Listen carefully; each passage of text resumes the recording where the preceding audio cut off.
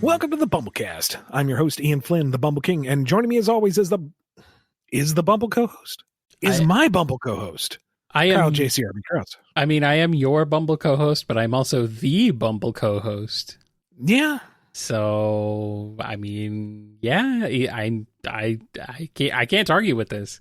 We've been doing this for so long that I flubbed it and I actually felt like physical pain. That's not how it goes. No, it's all wrong. It's all that bodes well for the rest of the show.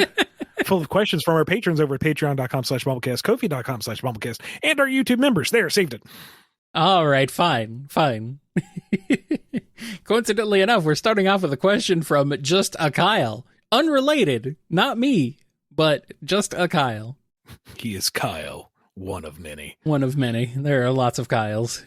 Do you ever feel limited or like the story you've been telling, comics, games, etc., just doesn't fit the Sonic world anymore, Sega's rules aside? I mean, no disrespect, but in recent years, it feels like you saw backstage and it ruined the play for you. I'm sorry you feel that way. No, I don't feel any more restricted than when I started. It has its limitations in different ways than like back in the early Archie days. There's always some kind of parameter to work under, but I love the Sonic universe. It is always a creative space for me.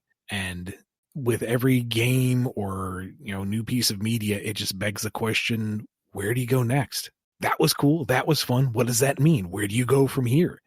Like it never ends. And that's fun. Yeah.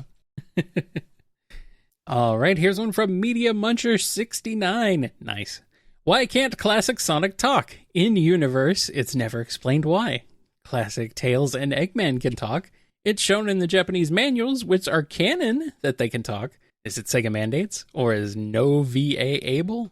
I can't talk about this particular sticking point too much. Suffice to say that yes, he can canonically talk. And when you raise your hand and go, but what about? I'm just going to kind of have to nod my head and say, I know. I know. It happened happens in the classic comics, but yep. Yeah. Yep. When I pitched Season of Chaos, the original pitch was that it would be, a purely visual story because they don't talk. And the note came back saying, no, they talk. It's like, okay. Sure. We'll run with it. All right, here we go. All right. I mean, I'm going to have Fang call everybody a mook, and you can't stop me now. And you're going to have Bean go off the wall crazy, just like he used to. And Bark will be silent. Bark will say as much as he ever has. Exactly. Perfect. Oi, silly. Here's a question from Mel. So we know Nicole the HoloLynx is capable of interfacing with machinery and computers. With that in mind, how would things go if she were to attempt to interface with Belle or Whisper's mask? Would they even allow Nicole to do so in the first place, even if she had good reason? Real answers or silly answers are welcome. Whatever y'all feel is more interesting. I think it's a question of if she could. Yeah. Allowances aside. Like, I don't know if Whisper's mask has the processing power or the data capacity to host Nicole.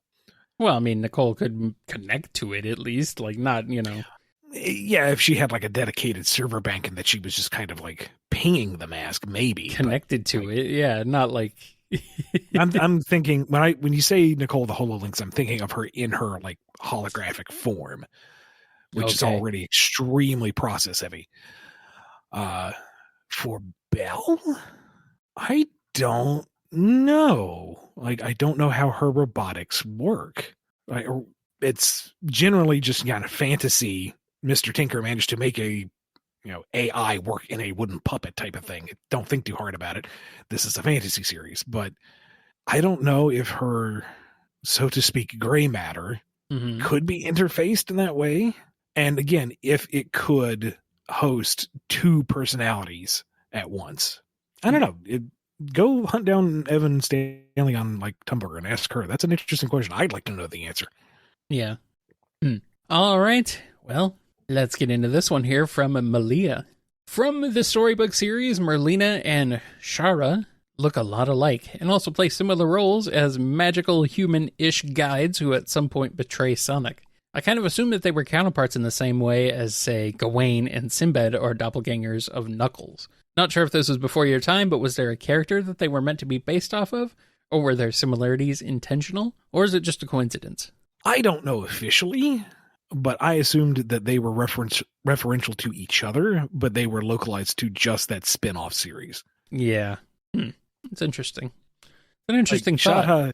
Shadha sets the standard, and, there was a genie of the ring in the original story, so it makes sense that she's there.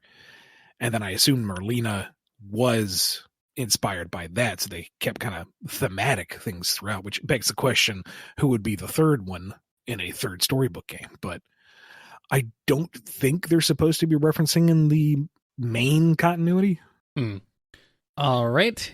We got a question from Mixiger17. The impossible has happened. Eggman has, without Sonic holding back, completely, fairly, totally, publicly, and on his own terms, beaten Sonic in a chili dog eating contest. How does Sonic handle the sheer shame of losing to Eggman in such a manner, if he can even face the disappointed looks and mocking jeers of all his other friends, rivals, and enemies? And how long does Eggman need to recover from the inevitable aftermath that comes from eating that much food once he's had a good few hours to gloat and lord it over him? Initially, Sonic's fine with it. We've seen him take defeats in competitions gracefully. He's totally cool with it. Doesn't know why everybody keeps bringing it up. It's like they're trying to get a rise out of him. Yes, he likes chili dogs. Haha, he didn't eat them all. That's funny. Sure is funny. Yeah, was funny the last 300 times as well. He's just going to go for a run, and don't look for him, okay? He's good. He needs some time alone. No, it's not because of the chili dogs. What are you talking about? Stop it. Now he's bothered by it. Meanwhile, Eggman is like, now you know why I am the best. Sage, get the Eggmobile. I can't move. Quickly now. Nobody's noticed I can't move yet. Yes, I'm just dramatically having the catcher claw raise me into the seat. Aha! Theatrics! Oh, this is fitting kind of snug. Okay, autopilot. Sage, bring me a glass of milk. Would you like a wafer thin mint? No, absolutely no. By hour number 3, he's dictating his last will and testament. Sage, bring him a bucket. Oh, no. All right, boss, I'm ready to write everything down. I bequeath everything to Sage. Yeah, that's concise. Oh, no. Oh, no. But it was worth it. Also, boom episode. Here's a question from Nate Ray.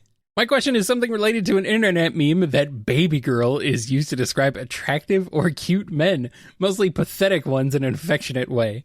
So with this explanation, not shippy, what would be the reactions of these specific pals, or not?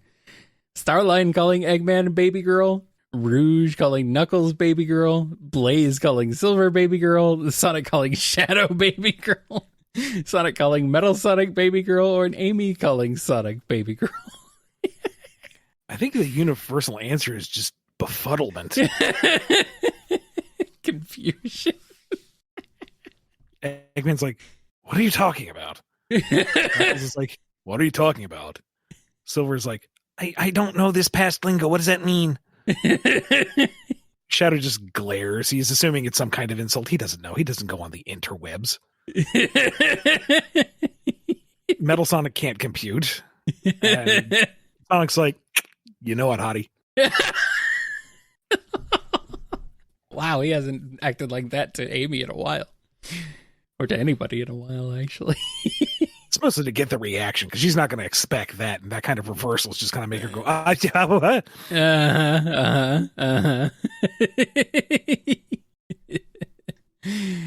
Comedy alternative answer, she calls him baby girl, and he's like, right at you, baby boy, and she just cracks up. And he's like, oh no, it's the chili dog thing all over again. I'm going to go for a run. Bye. Oh, jeez. Oh, man. All right.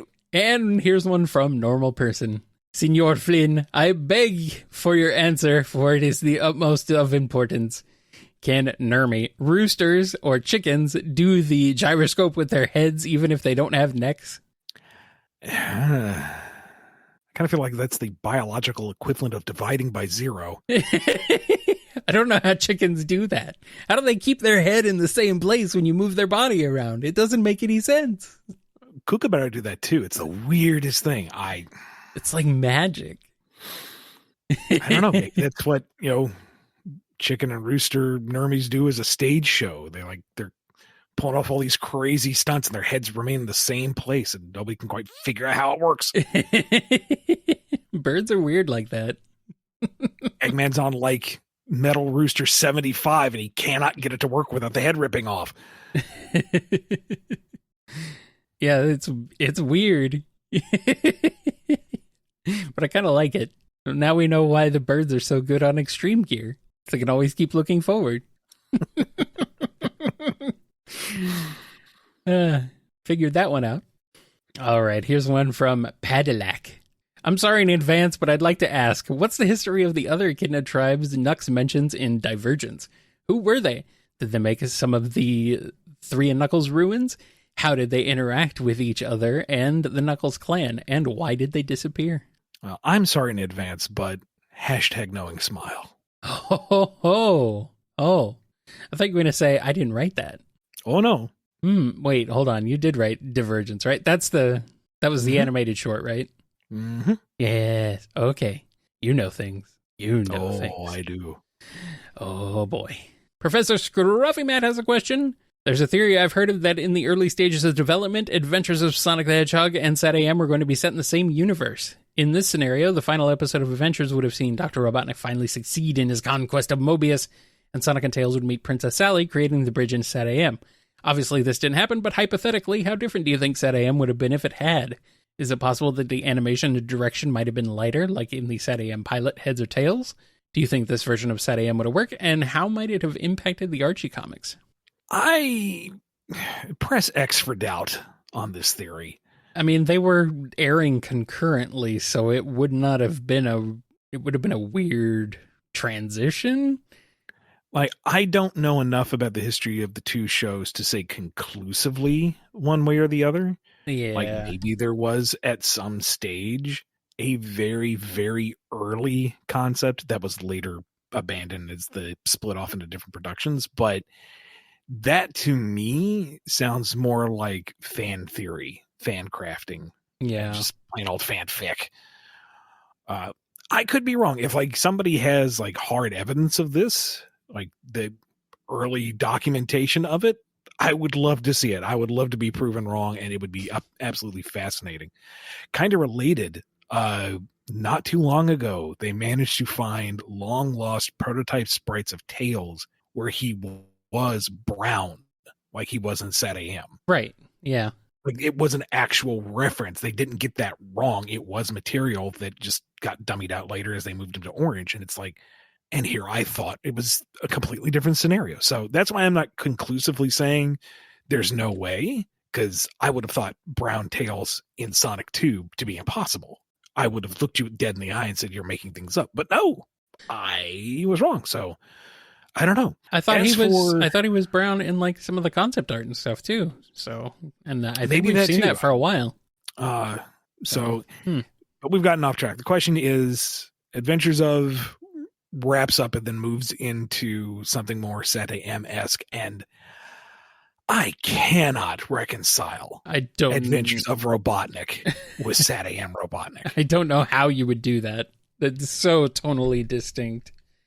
So like artistically, and I mean that version of Robotnik, Adventures of version of Robotnik versus SatAM Robotnik's, like how do you reconcile them actually being the same person? Like I don't know. He's safely going to get a promotion. I don't know how you do it. Put a shirt back on, please. I beg you. Yeah, I mean, it would also Well, I mean, I guess you could work around the fact that Sonic grew up in Mobotropolis, went out and adventured with Tails, and then comes back to Knothole as things go down. But, well, no, that doesn't work because Robotnik took over when Sonic was a kid. Yeah. But then we're also assuming that this is a different line of events. So Robotnik is taking over the end of Adventures of, so we don't have to worry about the Blast of the Past continuity. Why does the art style of the environment shift so dramatically from like the simple shapes and colors of Adventures of to the more darker tones of There you go. SatAM? It's Adventures of Robotnik saying, I have finally made my greatest contraption, the Seriousizer. Anything that steps into it becomes incredibly serious. Behold, I'll use it on myself. I guess that's what happens in the intro. When the ship flies Scratch over. becomes Cluck. Yeah. When the ship flies over and everything all of a sudden becomes dark, that's what's going on. Hey, there you go. We figured it out, Ian. Little, short needle-nosed grounder becomes Snively. Uh-huh. We figured out the continuity. There you go. Got it. Fixed it. Wow. Nothing a little healthy dose of plot spackle can't fix. I'm imagining the end of season 2 with Grounder rolling out that little cape. Yeah, so the big guy finally bit it, huh? Well, now it's my turn, but I'm not alone. And it's coconuts, but he looks like Nagas. Oh.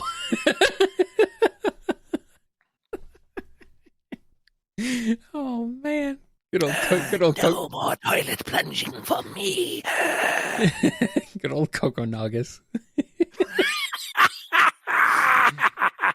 Oh, man. Oh, man. Coco Nagas. Kyle wins the BumbleKast. Well, I didn't come up with that. Thanks, Chad. Instead of the horde, it's the little light bulb. Oh, my God.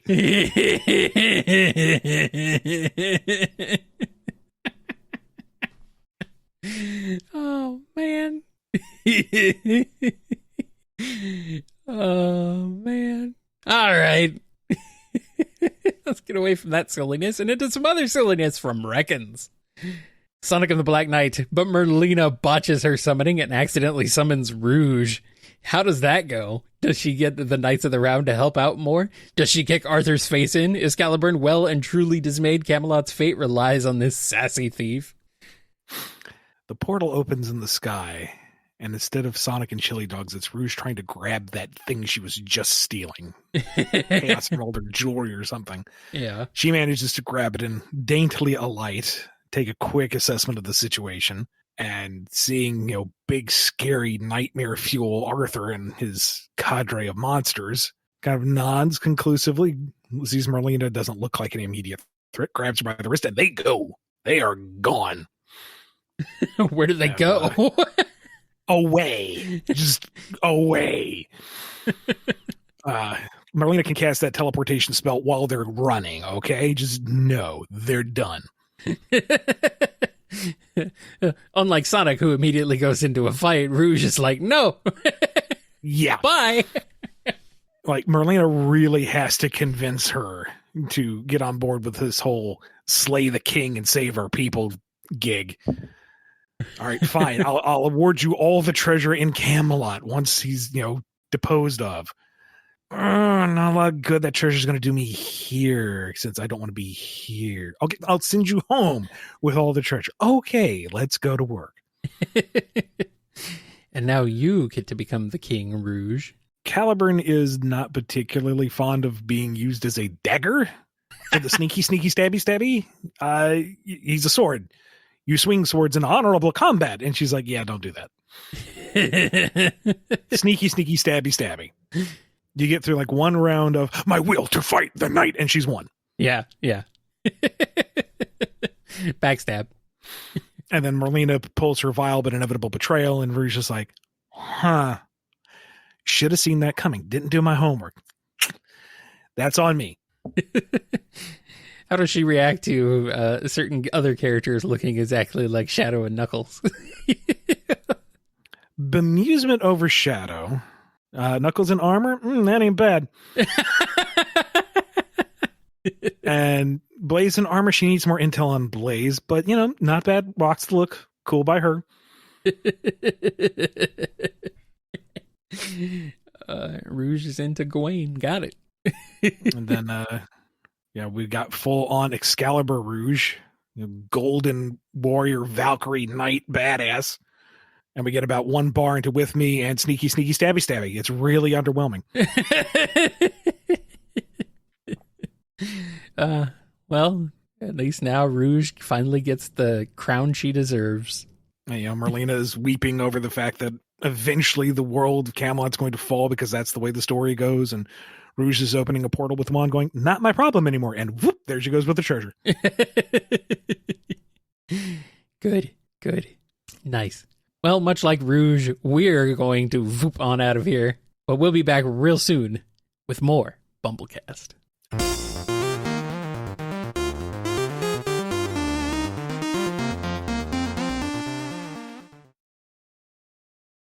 All right, we're back.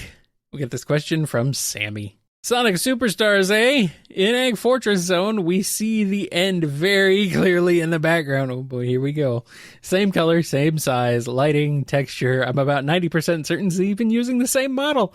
What's my source? Trust me, bro. Whether it is actually the end or not, I'll leave for Twitter to fight over. Oh boy, and they have. My question is, in Frontiers, Sage says, we chased it out of its shell into space to retrieve its true form. We never see the end before this, so I want to ask. Was its body always in space while its mind was trapped in cyberspace, or did it manifest into existence upon release? When you said it was destroyed in Frontiers, that confused me because Classic takes place before Modern, so hypothetically, it should still be floating in space. There's also the exact same type of moon that's just blue right next to it. That's also very clearly visible. That is not the end in Sonic Superstars, and I'm not going through all that again. Twitter's already fought over it. I'm tired. It's not. It's just the beginning. A purple moon. The end has breached containment. The end was sealed away. The end is only actually seen in Frontiers. It was just some weird purple moon or rock or something in Superstars. You're telling me games reuse assets, Ian? How dare you say such a thing? They're not even the same studio. It's not the same asset. It could be, actually. It could be just a generic, texture from a moon texture from some random library that they both happen to use. My question is, how many bloody moons does this planet have? All of them. Why not all of them? All right, Scurvy Pirate Hog has a question. In a previous BumbleKast, you were asked what would happen if Sage told Eggman she wanted a mother. In the end, you said that Eggman's reaction would ultimately be, you choose, you're the one who wants the mother. But, last time I checked, there exists only one mother in the Sonic cast currently. So what would happen if Sage said she wanted Vanilla to be her mom? Eggman's like, kidnap her again, huh? All right. This time I'll do it right. Oh, no. One supersonic fight later. I'm being informed now that Sage has a sister. I'm being informed that this is this is Sage's Bowser Jr. arc. Oh no!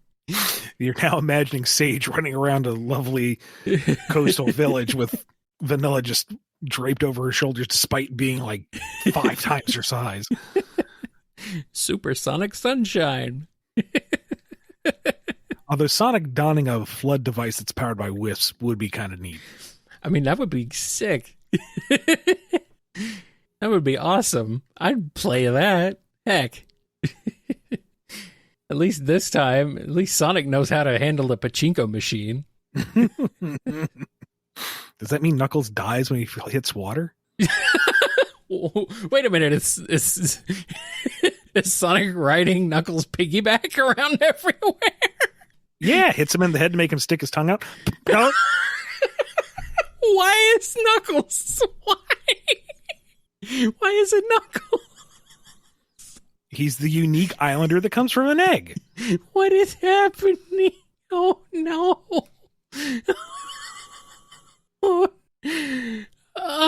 Also, he adds a sick drum track to any time he comes in the game. So, it makes sense.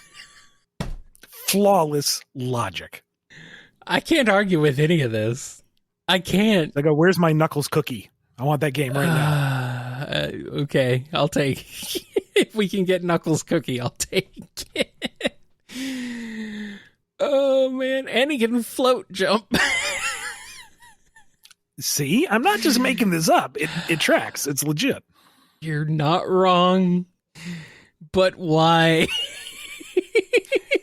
Danny, if you're listening, we need Knuckles' rap track, but with the in the background.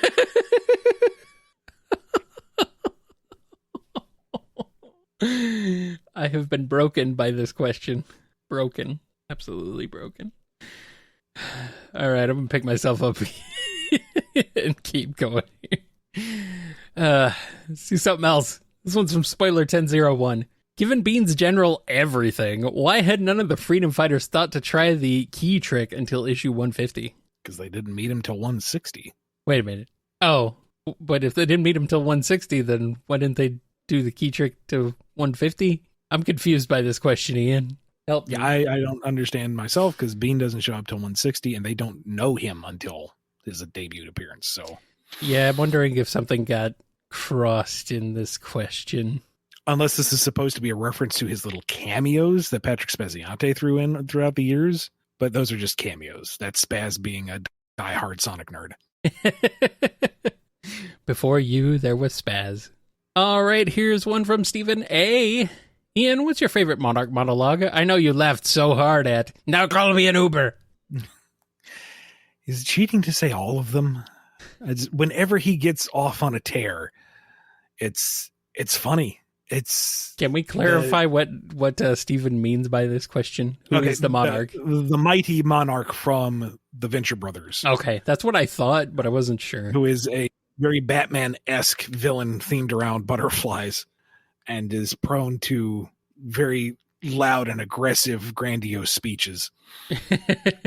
Yeah. Maybe it's just because it's the most current one that I saw, but in the finale movie at the very end, as he's, barely standing upright, clinging to his IV, and he's vowing revenge and eternal suffering and whatnot, but every other word he's going, because of the wounds, and he can barely keep himself upright.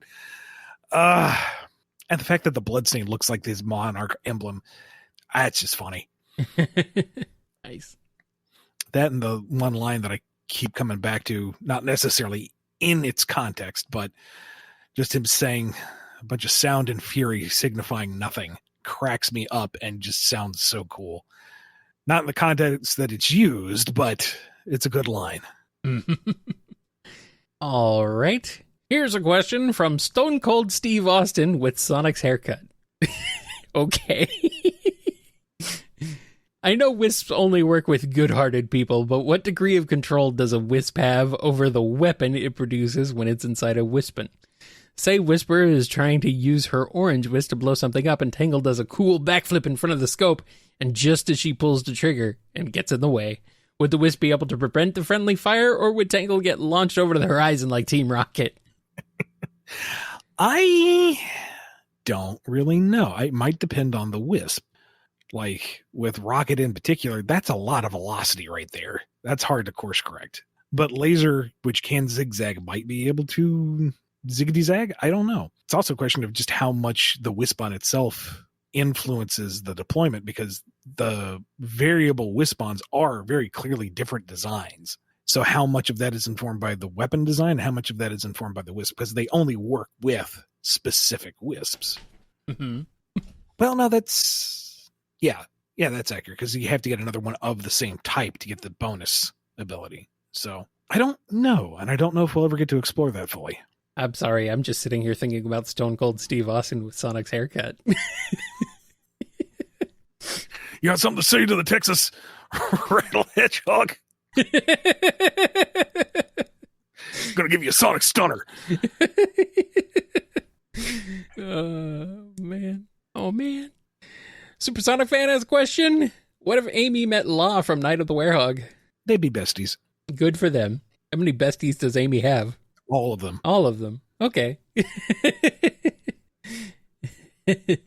Good for her. She deserves it. Here's one from System 509.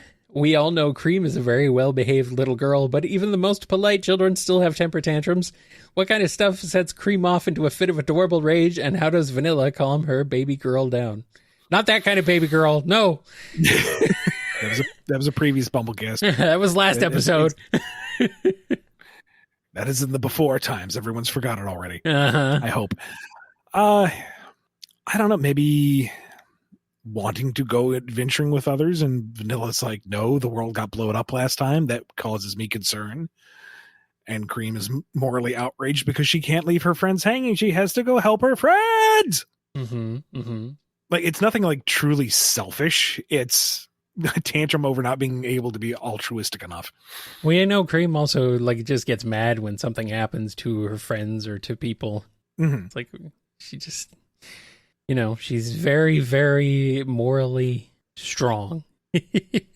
She's very good. It's an inverse of the go to bed thing. Cream, you have to go outside. You have to visit your friends. No, I want to see Ariam in the dream world. Okay. Put me to sleep, mother. Cream, you really need to watch your words there. No. Please don't put Cream to sleep. Don't do that. Please don't. All right, here's one from the Oddly Roger. Would love to hear both your insights on this. Mina the Mongoose and the Forget-Me-Nots, Sonic Underground, Hot Honey, and the pop star versions of Shadow and Infinite are all captured by a malevolent multiverse menace and are forced to perform in an interdimensional battle of the bands.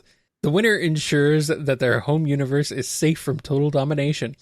Now, would they decide to work together against the common threat before or after a winner was declared as the best band across all universes? Show me what you've got. If they had the opportunity to meet beforehand, before the battle of the bands, they've been gathered together and they've been told the situation, but they haven't had to perform just yet. Somebody in the mix might propose the idea of, look, let's all just perform equally good, and that way they can't choose, and then they have to send us all back. Which is naive, but the alternative is for all of them to suck, which would then get them all booted. So they all have to be really in sync. So maybe what they do is they quickly coordinate what the best number is, and they all manage to do one singular performance where they're each contributing, and thus they all did it together. Yeah, that would be my thought. Was it's Battle of the Bands, but the bands all joined forces. They start as one band, but then all the other members of the bands join in. I think that would be funny and pretty cool. I mean, half the band hates everybody else, but, they'll put aside their differences to make it work. Yeah, you leave your personal business at the door. Pretty much. When you're on the stage, that's all that matters. And we got a question from Tick Tick. Are franchise guidelines like there is no money or rings don't exist literal facts or just storytelling rules meant to shape the narrative as opposed to being taken as absolute truths about the setting by the audience? I would think that if these were things that were true about the setting, they would show up in official media, not being handed down word of God in interviews and Q&As. I've come to realize that a lot of frustration and confusion seems to come from wondering why Sega would make a world with these strange and counterproductive rules, when in fact these rules aren't even shown to be 100% true in the official media. There is no money, but the chaotics constantly need it. There are no rings, yet the end punches the rings out of Supersonic. I think the biggest tell that this is rules for creators of the franchise is the male hedgehog's rule for superforms. You swore by it, but Kishimoto-san never heard of it before being brought to his attention on Twitter. I cannot answer this, to be honest. Not to any satisfactory degree. There is a lot of stuff that I'm just not at liberty to talk about, and I would need to get into all of it to fully and accurately and transparently address this. And to be perfectly honest, I may not be aware of all of the aspects of it. So I respectfully abstain. I find the argument about the end punching the rings out of Supersonic to be kind of silly. I mean, it's clearly a gameplay element. That's a gameplay element, and it's conveying to the audience what is happening, not necessarily what is actually happening in the universe. it's a cutscene, yes, but, the cutscene is still having to convey the story to the viewer, the player. So it's just a visual thing. Like, there's so much I would like to say, but I really can't. So they're just showing damage. It's just how they're showing damage. Like, like, oh, he hit Supersonic so hard he actually caused him to lose his rings. I do understand where confusion and frustration would arise from. I get it too, but I mean, the alternative, I guess, would be to show shooting fountains of blood out. I don't know. I mean, that's maybe a bit extreme, but I mean, Sonic only has 10 minutes to get to the end of every level, right? I mean, that's canon, of course. True Cosmic Digilab 79 has a question. Ian, what if you made a Tron character for Sonic? How would that go? Plus, what their powers and animal form would be. I'm not super familiar with Tron. I mean, I know she's kind of like one of the major characters out of the Legends series, but I never really got into the Legends series. Yeah. So I don't know her well enough to say. There isn't much to get into. There's only 3 games. Well, they're big games, aren't they? They're pretty. They're very story driven. They're pretty beefy and stuff. Yeah, they are. They are. So I don't know. I mean, a Tron Bond character in Sonic would just be kind of like Eggman, but boom, Eggman. Oh, I don't know. Here's a question from Twilord. Does Santa Claus visit Harold and Sage? If so, did Shadow or Eggman bake better versions of Gerald's famous cookie recipe for him? I mean, probably not. I mean, Harold is being raised by a dark type character that inherently makes him not a good boy. And Sage is a chip off the old block. She's just as evil as Eggman. She's just nicer about it. So no, Santa doesn't visit the naughty children. But Sage is so nice, eventually. She's polite. She's civil. I suppose. But she also, encouraged the Wyvern to launch a missile bombardment on Sonic. Poor Harold. He has no concept of good or bad. He is merely connected to the hive mind. Which means he's just as likely to try to eat Santa as the milk and cookies. So no. For his own preservation. Okay. Windstar Osprey has a question. One of Sega's mandates was that the characters from the games are not allowed to have blood relatives in the other adaptations. Knuckles' father from the movie doesn't count because that's another continuity altogether and he's dead anyway. The only exception to this rule is Cream's mom, Vanilla, as she was created with her. But what about Jet's dad? He received a belated birthday card from him in one of the annuals. R.I.P. Jet's calzone, abducted by aliens and devoured by wolves. So I'm assuming that means he's still alive. The answer is probably no or not likely, but does that mean he could potentially make an appearance? P.S. Calzones are to Jet what chili dogs are to Sonic. I'm calling it. Bumble fans, if you haven't done so already, start fanning this. Hey, our fan base is not your personal army. They're mine.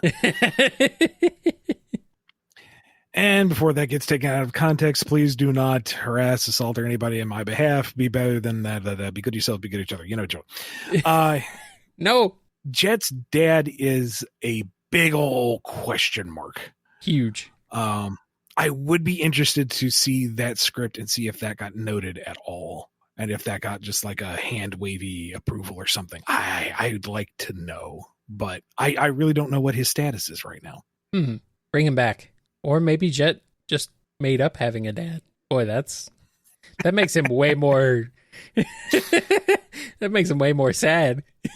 Family portrait is just him in cosplay. No! I didn't mean to do that. I didn't mean to make Jet... I didn't mean to make him even worse. He said... So does that mean he sent himself his own birthday card late? Oh, no! Dude, he's a jerk, but he doesn't deserve that. Wow. No. Why did I say that? Why was I... I mean... I don't even hate Jet. Oh, man. I'm sorry, Jet fans. That was a bit too harsh. Oh, man. Oh, well. Now that's going to wrap us up for this edition of the BumbleKast. Thank you to all our patrons over at patreon.com/BumbleKast, Ko-fi.com/BumbleKast, and our YouTube members. Be good to yourselves, be good to each other, and we will see you next time on the BumbleKast. See you later, everybody. So I was going to say, we have enough songs now that we could release a Bumble King Sings album. Is it worth it, though? Could. Is it worth it? I don't know. Put it up on Bandcamp. Pay what you want. Sure. That I'd be comfortable with. If you want to support my shower singing, sure. Go for it. Well, now you have to sing from the shower. Might make for better acoustics. Bumble King, Bumble Sings. Bumble Karaoke. Hero Squad is asking, you're in the shower when doing BumbleKast? I mean, practically, I've been at Ian's place. You've been listening to the BumbleKast, a co-production of Bumble King Comics and the KNGI Network. Original theme music composed by Ken Coda Snyder. Remixed intro by T-Lopes. Find out more information, along with podcast feeder links, MP3 downloads, and more at bumbleking.com and kngi.org.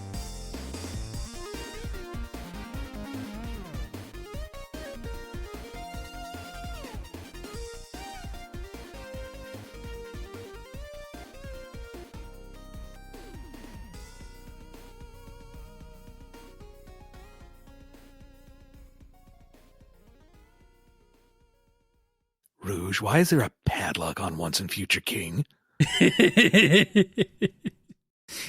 Yes.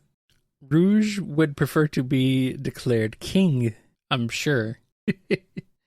She'll be king. Rouge can be king. Why can't she be king? She's already a queen, so, Kings have responsibilities. They have duties. They're in the public eye. You know what I mean? Why not? Kings get targeted by people like her. No. Okay, fine. A dragon sitting on its hoard in a cave, that's definitely more her speed. Thank you. Yeah. She can be both. She can be all. She can steal her own treasure.